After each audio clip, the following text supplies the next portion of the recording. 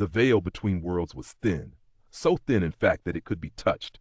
For centuries the living and the spirits walked side by side, their fates intertwined, their paths crossing as if they were one and the same. But this veil, delicate and fragile, was never meant to last forever. In the quiet, mist-laden town of Evershade, a young woman named Mara had always felt a pull, a sense that something existed just beyond the edge of her vision.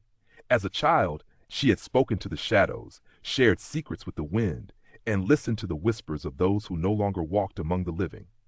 But as she grew, the veil thinned, its whispers fading into silence. One evening, as the sun dipped below the horizon, a strange chill swept through the town.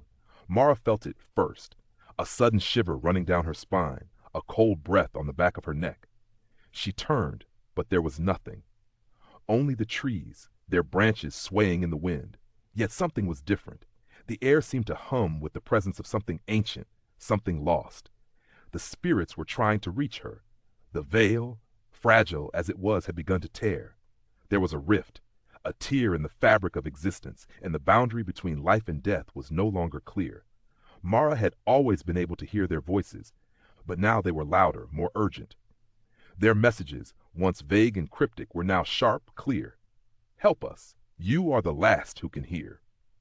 Panic rose in her chest as the first figure appeared, a pale woman, her form flickering like a dying flame.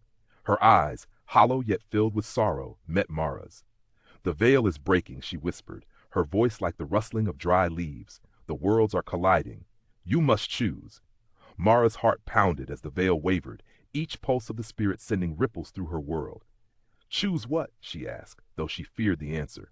"You must either let the veil fall completely, or you must repair it. But know this, if you repair it, you will never be able to cross again. The spirits will be bound to their realm forever." The weight of the choice bore down on her like a mountain. The voices of those she had loved, her parents, her childhood friends, called out to her, urging her to act, to save them, to end their torment. But at what cost? The wind picked up, the spirits now swirling around her like an invisible storm.